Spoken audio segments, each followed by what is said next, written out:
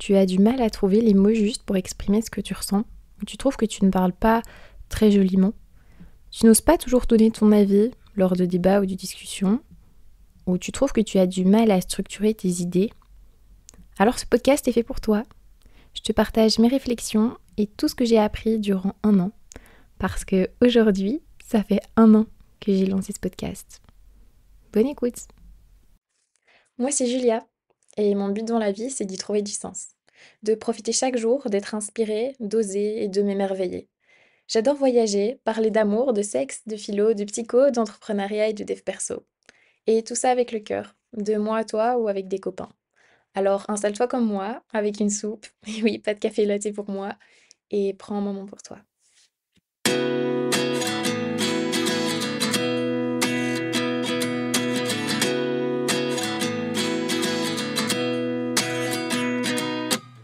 At 29 and I find myself wondering what did happen to the last 10. I ran away with my life, fast forward, never turn back again. It's kind of funny that the more we pass time, the more we need to set the rewind. And 19 was the year I had to leave you, but now I'm seeing all the signs. Hello tout le monde, j'espère que vous allez bien. Moi en tout cas, je suis en grande forme. J'ai une journée de congé aujourd'hui, donc je suis très contente. J'ai enregistré un podcast ce matin qui sortira bientôt avec un ami. Et je suis trop contente parce que aujourd'hui c'est un jour très particulier pour le podcast. On est le 20 novembre 2024 et il y a tout pile 1 an, le 20 novembre 2023, je sortais mon premier épisode de podcast. Enfin, c'était pas vraiment le premier épisode, c'est l'épisode où je présente le podcast. Mais donc ça fait 1 an que l'aventure a officiellement, on va dire, commencé pour moi. Parce qu'en vrai, ça faisait longtemps que j'y pensais et que j'osais pas le faire. Et donc je suis trop contente. Je voulais absolument enregistrer un podcast aujourd'hui pour vous le sortir demain.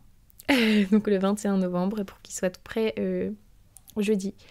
Je voulais justement en profiter pour prendre un petit peu de recul par rapport à cette création de podcast. J'en ai pas fait énormément sur l'année et pourtant j'ai déjà pu retirer énormément d'apprentissage et franchement je m'attendais à apprendre des choses, mais je m'attendais pas spécialement à ce que ce soit ces choses-là que j'apprenne et je trouve que ce sont des choses qui sont applicables un petit peu à la vie de tous les jours. Dernièrement, justement, il y a quelques jours, j'ai eu une discussion avec l'une de mes meilleures amies où on a discuté de plein de choses qui sont totalement en lien avec ce que je voulais vous partager. Donc je me suis dit que c'est ce que j'allais faire. Et que du coup, c'était parfait vu la date spéciale d'aujourd'hui. Alors, ce sera un podcast pas trop long, étant donné que je vous ai quand même tenu longtemps la dernière fois et que le podcast qui sortira la fois prochaine sera un podcast un peu plus long aussi, vu qu'on est à 2, les conversations prennent toujours un petit peu plus de temps vu qu'elles sont aussi un peu plus profondes et que on est à 2 à apporter nos idées. Donc voilà. Alors du coup, comme je vous le disais, il y a quelques jours, j'ai eu une discussion super intéressante avec l'une de mes meilleures amies où on parlait un petit peu de comment ça se passait pour elle et elle m'expliquait qu'elle avait participé à un événement et que dans cet événement-là, eh bien, elle avait un petit peu l'impression d'être personne et elle relatait vraiment que c'était quelque chose de très difficile pour elle parce que quand les gens se présentaient à elle et que ça en venait à être à son tour, eh bien, elle voyait pas quoi dire. Parce que pour elle, elle était rien. Il faut quand même que je donne un petit peu de contexte. Donc c'est dans un secteur bien particulier, le secteur de la finance. Et ma meilleure amie est aussi dans un projet entrepreneurial. Et il se fait que dans cet événement-là de finance, étant donné qu'elle n'a pas encore un projet qui est complètement abouti, eh bien, c'était vraiment difficile pour elle de se définir, de définir qui elle était, vu que elle n'avait pas encore de job, alors que la plupart des personnes qui étaient là-bas étaient soit des personnes qui avaient déjà des jobs, soit des étudiants qui avaient peut-être des projets entrepreneuriaux déjà aboutis. Et déjà, quand j'ai entendu ça, je me suis dit, ah ben, c'est fou. Enfin, moi, ça me fait me poser la question de, déjà, par quoi est-ce qu'on doit se définir ? Est-ce qu'on se définit par ce qu'on fait ? Ou est-ce qu'on se définit par ce qu'on est ? En fait, je trouve ça vachement plus intéressant de se définir par ce qu'on est. Et pourtant, c'est très difficile. Enfin, moi, je trouve ça difficile parce qu'on n'est pas du tout habitué. Dans mon cours d'histoire de l'année passée, je me rappelle que ma prof nous avait dit qu'avant, on se définissait par notre nom de famille. Et dans les classes, on nous appelait toujours par notre nom de famille, on ne nous appelait pas par notre prénom. Maintenant, la société a pas mal évolué. On est beaucoup plus concentré sur, je pense aussi sur le je et surtout sur le faire. Et donc du coup, maintenant, effectivement, désolée si vous entendez le tram passer derrière moi. Je suis dans ma chambre et on entend le tram qui passe. Du coup, je disais que donc on se définit plus par le je et par le faire, que maintenant dans les classes, on va nous appeler par notre prénom. Mais aussi, quand on va nous demander de nous présenter, qu'est-ce qu'on va faire ? On va soit se définir par notre statut, soit par notre profession, soit par ce qu'on a réalisé. Mais c'est toujours en lien avec quelque chose qu'on fait et non pas quelque chose qu'on est. On va dire qu'on est étudiant, on va dire qu'on est manager dans telle entreprise, ou qu'on est fondateur de tel projet, de telle entreprise. Et forcément, je trouve que du coup, si on a... Ça dépend des milieux dans lesquels on est, mais si par exemple je suis dans un milieu entrepreneurial et que moi je suis en phase de construction de mon projet, quand je vais arriver face à quelqu'un et que la personne va se présenter à moi et que toutes les personnes autour de moi vont se présenter à moi avec un projet abouti, moi je vais me dire mais enfin qu'est-ce que vous voulez que je dise sur moi, parce que moi mon projet il n'est pas encore abouti. C'est aussi difficile de s'exposer en expliquant que notre projet n'est pas encore abouti parce que au niveau de la confiance en soi, ça nous touche forcément. Donc je trouvais ça vraiment déjà intéressant qu'elle me partage tout ça pour cette question-là. C'est d'ailleurs pour ça que vous verrez que dans mes prochains podcasts où il y a un ou une invitée, je vais poser la question au début de podcast aux personnes de se présenter, mais non pas de se présenter par leur statut, leur profession, mais bien par ce qu'ils sont. Et c'est vraiment pas facile, mais je trouve que c'est un chouette exercice pour prendre du recul et pour aussi réussir à se définir et à mettre des mots sur qui on pense être. Et en fait, suite à cette discussion que j'ai eue du coup avec elle, on réfléchissait au fait que de où est-ce que ça peut venir tout ça ? Et elle m'expliquait que dans certains espaces de discussion, certains débats, ça lui était aussi arrivé en fait d'être en retrait. Et en fait, je ne sais plus exactement comment s'est passée la discussion, mais les réflexions qui sont sorties de tout ça, c'est qu'on trouvait toutes les deux, et je suis sûre que ça parlera aussi à d'autres personnes, qu'on manquait vraiment d'une richesse de vocabulaire. Et c'est drôle parce que moi, j'en ai déjà parlé plein de fois, avec mon entourage, et je me suis déjà fait la réflexion plein de fois, que au plus notre vocabulaire est riche, au plus on va avoir de facilité aussi à mettre des mots sur ce qu'on ressent, et au moins le vocabulaire est riche, au moins ça va être évident. Et je me suis dit, mais enfin, pourtant, j'ai l'impression que mon vocabulaire est quand même assez riche, en tout cas que les mots que je connais le sont. On m'a toujours dit aussi que lire, ça augmentait justement tout le vocabulaire qu'on avait. Et en fait, moi j'ai presque toute ma vie lu. J'ai fait une grande pause, mais j'ai repris et ça me fait beaucoup de bien. Et en fait, on s'est rendu compte toutes les deux que le vocabulaire, on l'avait, mais c'est juste qu'on avait du mal à le restituer. Et je suis persuadée que le fait qu'il y ait ChatGPT, par exemple, qui existe, le fait qu'on ne doive pas souvent écrire spécialement, mais qu'on doit plus souvent parler, ou que elle, par exemple, dans son cas, elle va plus souvent écrire dans d'autres langues, elle va écrire en anglais. Ça fait que on a du mal à aller rechercher l'information, enfin aller rechercher et restituer les bons mots de vocabulaire qu'on a envie de ressortir.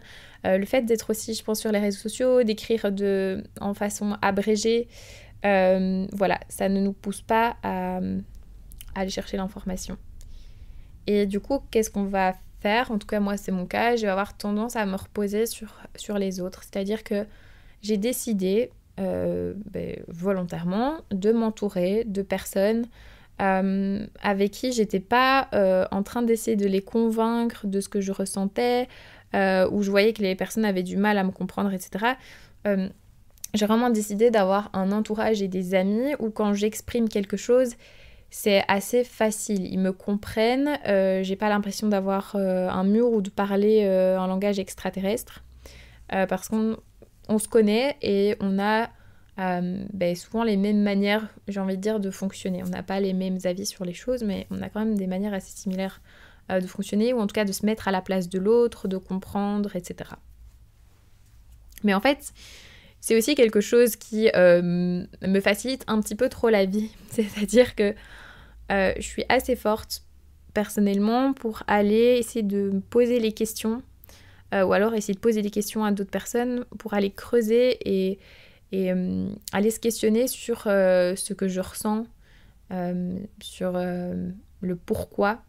Mais par contre, après, pour l'exprimer et pour mettre des mots dessus, ça reste quelque chose d'assez complexe pour moi.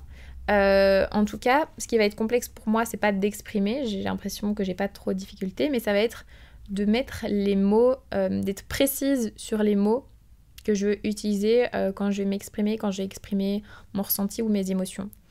Et donc, le fait d'avoir par exemple des amis, je suis sûre que ça vous est déjà arrivé, mais moi ça m'arrive extrêmement souvent, où je commence ma phrase et la personne en face de moi hoche déjà la tête parce qu'elle sait où je veux en venir ou parce qu'elle sait, elle a déjà compris ce que je voulais dire, ça m'aide pas. Parce que du coup, je ne vais pas aller chercher à exprimer clairement et précisément mon ressenti.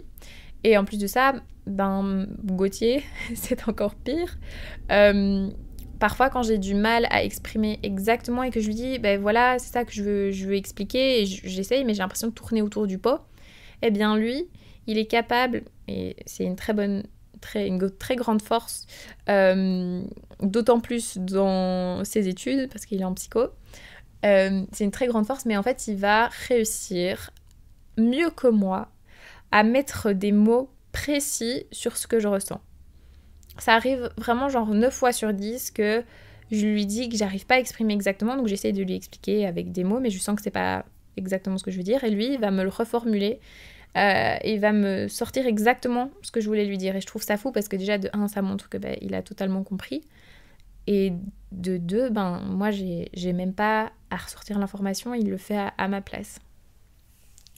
Et en fait, ça m'aide pas parce que je m'habitue de moins en moins à mettre des mots précis sur les choses, tout simplement.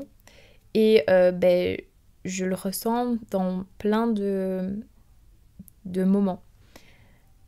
Mon amie, du coup, justement, me partageait que, comme je vous l'ai dit avant, elle se retrouvait parfois dans des débats ou des discussions où elle interagissait pas trop.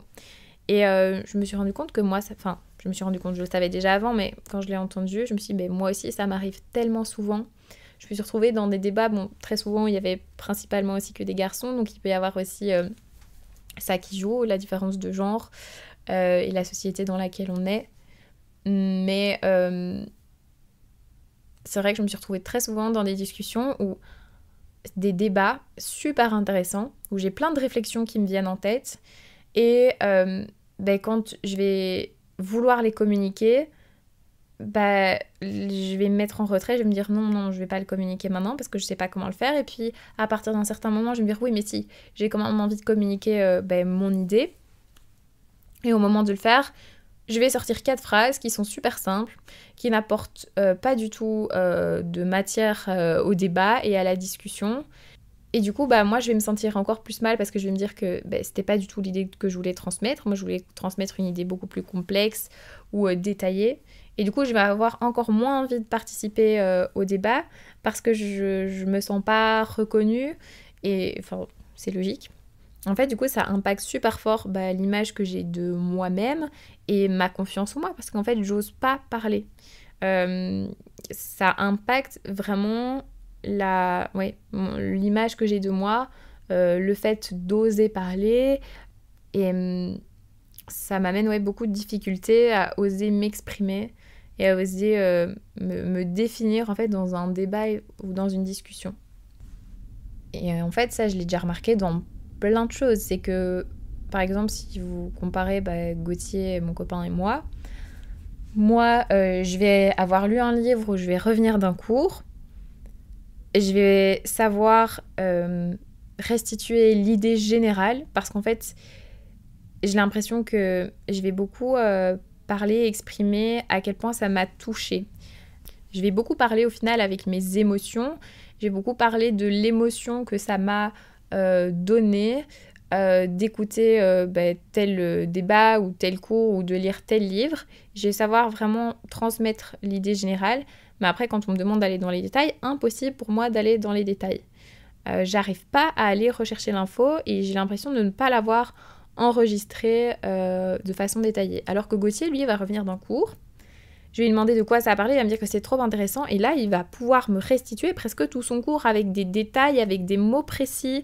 Et même dans sa manière de parler, si vous écoutez les podcasts entre Gauthier et moi, je pense qu'on entend clairement que Gauthier a des mots beaucoup plus précis et va beaucoup plus vite aller droit au but, va réussir à aller droit au but que moi qui vais pas mal tourner autour du pot. Après, je trouve que c'est aussi intéressant parfois de paraphraser, de donner plusieurs fois différents exemples, comme ça, l'information va plus s'ancrer ou ça va plus parler à certaines personnes qu'à d'autres.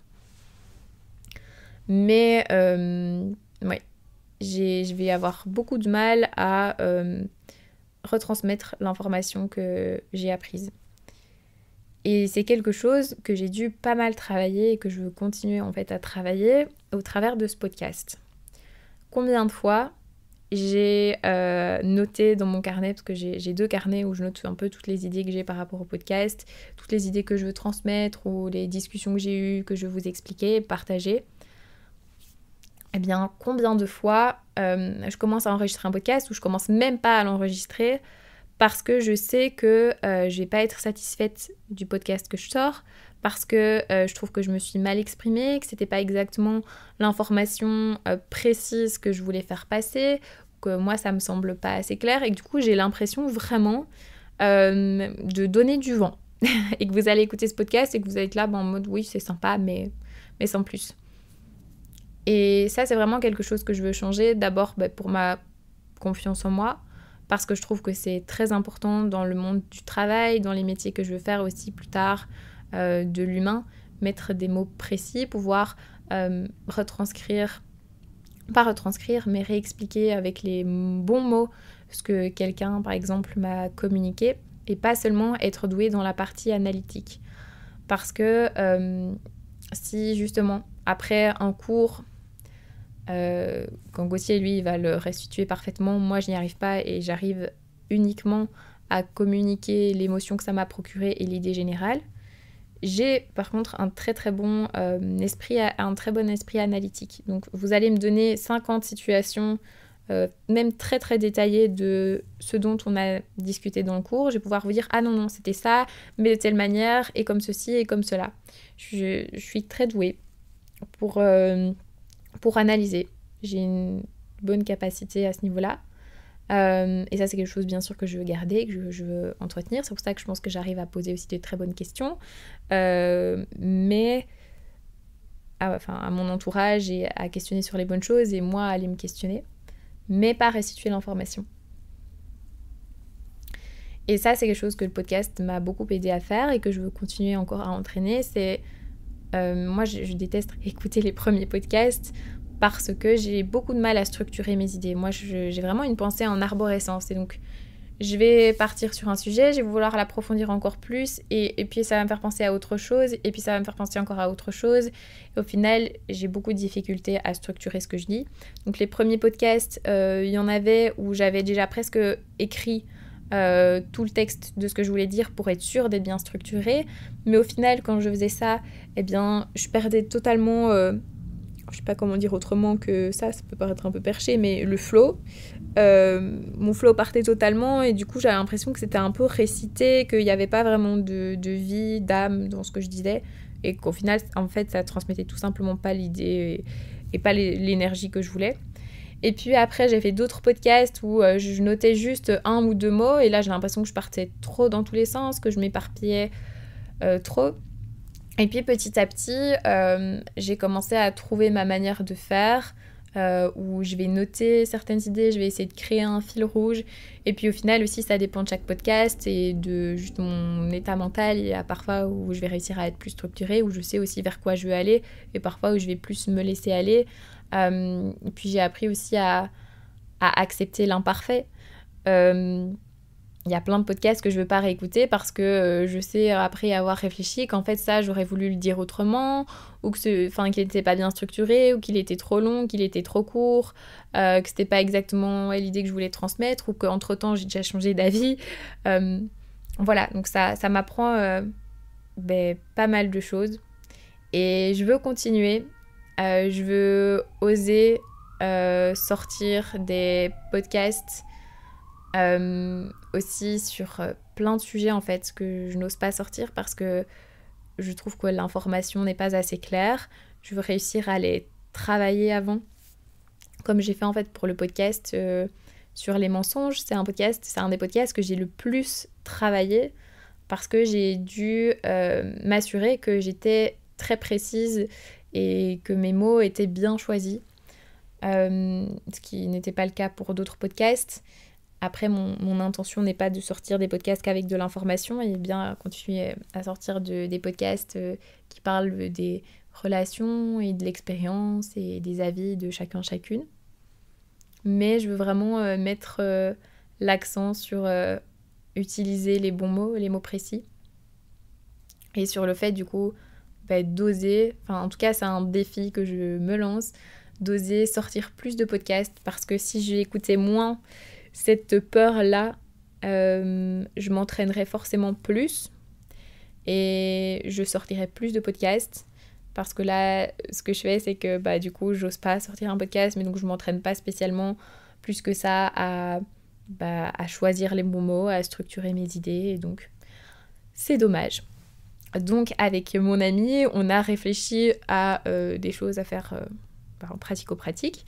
Donc je voulais vous les partager, parce que je trouve que ça peut peut-être vous inspirer si vous vous reconnaissez dans cette situation. La première, c'est vraiment avec son entourage. Si vous vous retrouvez dans ce que je vous expliquais au début, vous parlez avec vos amis, avec votre copain, avec votre maman, je sais pas, en tout cas avec les personnes que vous voyez le plus souvent, ils ou elles vont hocher la tête directement, vous n'avez même pas besoin d'expliquer plus. Bien là, c'est faire l'effort d'aller tout de même au bout de l'idée, et du coup de faire l'effort d'essayer de mettre des mots sur ce que vous voulez partager, essayer de trouver les mots précis.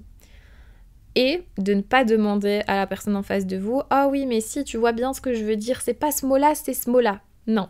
Vous faites l'effort tout seul et vous le partagez avant. Moi, je l'ai dit en tout cas à Gauthier, à mon copain, et à mes colocs aussi, mon coloc, que c'est ce que j'allais faire, et que, oui, parfois ça va être fatigant, et s'il a deviné le mot que je voulais dire, tant mieux. Le but, c'est pas que je m'épuise et que je mentalise trop non plus, parce que justement, j'essaye dans ma vie de moins mentaliser. Or là, c'est tout l'inverse que je vais faire, c'est mentaliser tout ce que je dis. Mais voilà, c'est faire en sorte qu'ils ne disent pas les mots à ma place, et que ce soit vraiment moi qui fasse l'effort d'aller les chercher. Ensuite, aussi ne plus demander à Gauthier de formuler les choses à ma place. C'est un peu dans cette idée-là, de pas me donner les mots en fait à ma place pour aller les chercher. Mon deuxième défi, c'est de m'entraîner avec elle. Donc je vous encourage peut-être à le faire avec justement votre entourage ou un ami ou une amie. M'entraîner avec elle justement à discuter à propos de sujets qui nous intéressent, sur des sujets prédéterminés ou pas, et où en fait toutes les deux, justement, on va être dans cette dynamique de se forcer, de s'obliger à prendre le temps de choisir les bons mots. En tout cas, c'est ce qu'on a fait justement dans cette discussion, c'est que en toute bienveillance, c'est vraiment genre sans jugement, on prenait le temps et on se corrigeait soi-même. C'était pas moi du tout qui allait la corriger ou elle me corrigeait, mais on se corrigeait soi-même par rapport justement aux termes et aux mots, au vocabulaire qu'on allait utiliser. Ensuite, moi, mon troisième défi, c'est vraiment d'enregistrer un podcast sur mon système d'auto-analyse et ma capacité à justement aller me poser les bonnes questions et à aller éplucher toutes ces couches de l'oignon. C'est quelque chose que je fais assez naturellement, j'ai l'impression, et c'est une question qu'on me pose beaucoup dans mon entourage, mes amis. Je sais que c'est quelque chose que les personnes viennent pas mal chercher chez moi, c'est ma capacité à analyser leur situation, à leur poser des questions, parce que c'est exactement ce que je fais avec moi dans ma vie de tous les jours aussi. Et j'ai vraiment envie de pouvoir partager ça, partager toute ma manière de faire et de réfléchir pour que les personnes puissent s'en inspirer et peut-être aussi faire de même. Mais c'est très compliqué pour moi d'expliquer quelque chose qui est un petit peu comme du bon sens et qui est logique. Donc, mon troisième défi, c'est vraiment d'essayer de réussir à sortir un podcast où je structure vraiment mes idées, je structure un petit peu tout le processus qui se passe en moi, que j'arrive à mettre les mots précis et que je vous le sorte, même si c'est pas parfait. Après, voilà, ça peut aussi être d'autres choses. Il me semble que mon amie, justement, m'avait expliqué qu'elle, ce qu'elle allait essayer de faire, c'était faire un petit peu l'exercice que moi, j'ai fait à propos des mensonges. Donc, je me suis basée aussi sur un livre où j'essaie de retransmettre l'information en ajoutant, bien sûr, des éléments propres à mon histoire ou quoi. Mais c'est un exercice qui m'a pris beaucoup de temps, comme je vous l'expliquais, parce que c'est difficile pour moi de pas tourner autour du pot et d'aller vraiment transmettre et communiquer les informations exactes et précises que j'ai apprises sans pour autant lire ce qu'il est écrit dans le livre. Donc elle m'a dit que c'est un exercice qu'elle allait aussi essayer de faire et qu'en fait tout simplement discuter ou enregistrer un podcast, si vous voulez le faire, ça peut être un très bon exercice et ça peut vous apprendre pas mal à structurer vos pensées, votre manière de parler, le ton de votre voix aussi. Je trouve qu'on entend beaucoup au travers de notre voix aussi comment on se sent, dans quel état on est, et il y a différentes manières de porter sa voix, et ça aussi j'ai remarqué qu'en fonction des podcasts, il y avait des fois où j'arrivais mieux à le faire que d'autres.